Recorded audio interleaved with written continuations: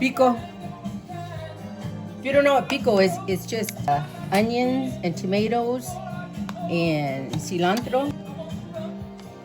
This is salsa right here that I make.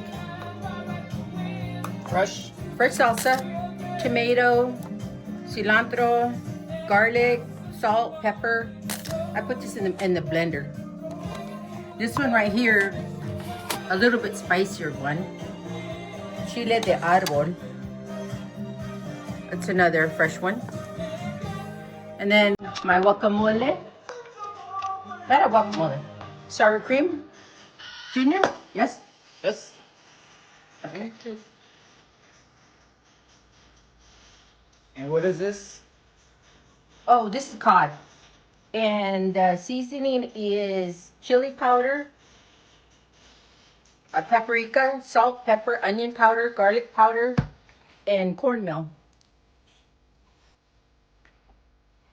Then you're gonna top it off with some limoncito. So just like that. There you go. Enjoy. Thank you.